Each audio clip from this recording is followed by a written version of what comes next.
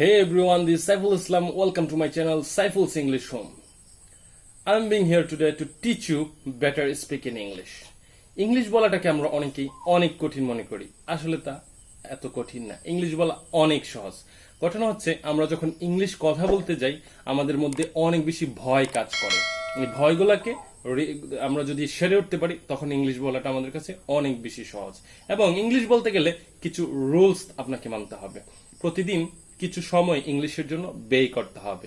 প্রতিদিন কিছু না কিছু সময় ইংলিশের জন্য ব্যয় করতে গিয়ে আপনাকে দেখা গেছে প্রত্যেক দিন 2টা ওয়ার্ড 3টা ওয়ার্ড 5টা ওয়ার্ড কিছু ওয়ার্ড নতুন নতুন ওয়ার্ড মিনিং শিখতে হবে, কিছু নতুন নতুন বাক্য শিখতে হবে যেগুলো আমাদের দৈনন্দিন জীবনে খুবই কাজে লাগে। আমাদের দৈনন্দিন জীবনে যে ওয়ার্ডগুলো প্রত্যেকদিন আমরা ব্যবহার করে থাকি আজকে আমরা সেই বিষয়গুলো নিয়ে আলোচনা করব।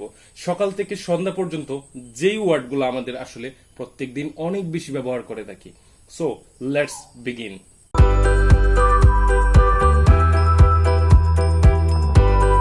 শুরু করার আগে সবাইকে আরেকটা জিনিস বলতে চাই, যারা এখনো নতুন আমার এই ভিডিওটি দেখছেন, যারা এখনো আমার ইউটিউব চ্যানেলটি সাবস্ক্রাইব করেননি, please do subscribe my channel and definitely hit the like button and stay with Saiful's English home. প্রতিদিন আমরা ঘুম থেকে ওঠার সময় আমরা অনেক জিনিস থিঙ্ক করি যে এখন ঘুম থেকে উঠতে হবে, এখন সকাল হয়ে গেছে। তো এখন সকাল হয়েছে এটা কিভাবে আমরা বলবো? ইটস মর্নিং, সকাল হয়েছে। সো আপনাকে যখন কেউ এসে বলবে যে ইটস মর্নিং, দ্যাট মিনস সে আপনাকে বোঝাচ্ছে যে এখন ঘুম থেকে উঠেন। সো এটা কিভাবে বলবেন? ধরেন আপনি কাউকে বলতেছেন ইটস মর্নিং, তখন ঘুম থেকে ওঠো, সেটা কিভাবে বলবেন? সেটা হচ্ছে wake up in the morning, অথবা সকালবেলা ঘুম থেকে ওঠো, wake up in the morning. তারপরে ধরেন ঘুম থেকে ওঠার পরে তখন কি হয়? সচরাচর আমরা কি করি? আমাদের কি করতে হবে? ধরেন কেউ আপনাকে বলল যে এখন চলেন আমরা এক জায়গায় যাই, ঘুম থেকে উঠছেন এখন চলেন এক জায়গায় যান, তখন আপনি কি বলবেন? ধরেন আপনাকে কি করতে হবে? এখন ব্রাশ করতে হবে। সো কিভাবে বলবেন এটা? তখন বলবেন I have to brush my teeth. Okay, আমাকে দাঁত ব্রাশ করতে হবে। ঠিক আছে, দাঁত ব্রাশ না করে তো আমি কিছুই করতে পারবো না। তখন আপনাকে কেউ জিজ্ঞেস করতেছে তুমি কি অনেক বেশি দেরি করে ঘুম থেকে ওঠো? তখন আপনি বলতে পারেন it's too late for me to wake up. ধরেন তাকে বুঝাইতে চাচ্ছেন যে আমার ঘুম থেকে উঠতে দেরি হয়ে গেছে। It's too late for me to wake up. So আমার ঘুম থেকে উঠতে দেরি হয়ে গেছে। ধরেন সে আপনাকে বলতেছে এখন চলো যাই, তখন আপনি বললেন যে না এখনো যেতে পারবো না, I haven't had my breakfast yet. আমি এখন আমার নাস্তাই করি নাই, আমি কিভাবে যাব এখন? সো তাকে বললেন তুমি দাঁড়াও, আমি নাস্তা করিনি।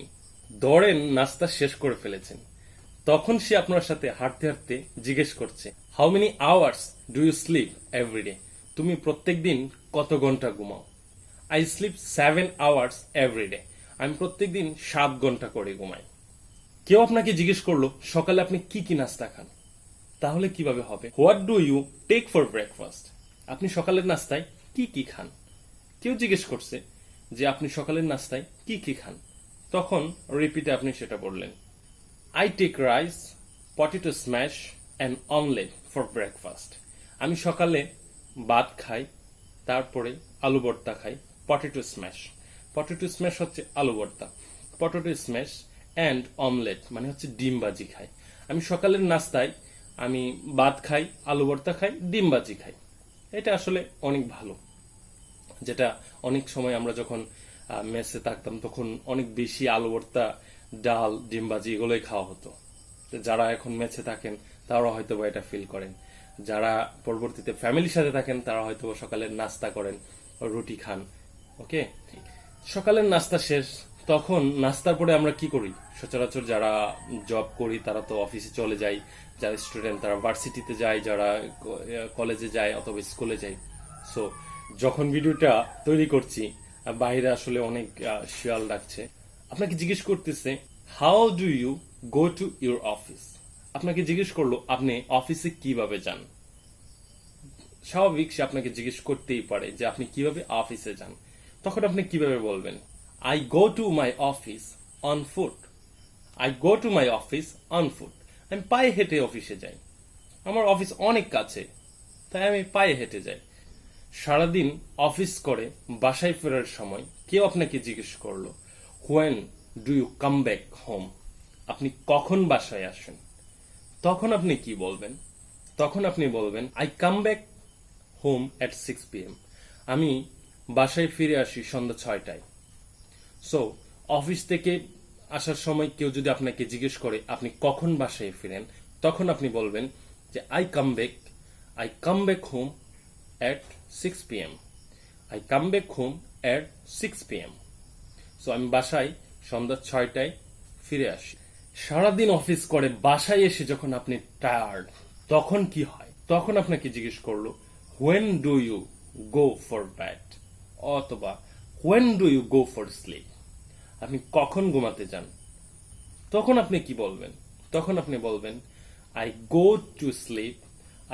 টু স্লিপ 11 PM, অথবা I go to bed 11 PM, অথবা 12 AM, অথবা 10 PM, যেটাই আপনার ইচ্ছা, যে সময় আপনি ঘুমাতে চান। আজ এই পর্যন্তই। আশা করি সবার এই জিনিসগুলা, এই যে বাক্যগুলো আমি আজকে বলেছি, সবাই এটা বাসায় খুব বেশি প্র্যাকটিস করবেন, এবং এই জিনিসগুলো আমাদের দৈনন্দিন জীবনে অনেক বেশি ব্যবহৃত হয়। সবাই এই জিনিসগুলোকে ভালোভাবে নোট ডাউন করে নেবেন, এবং definitely stay with Saiful English home.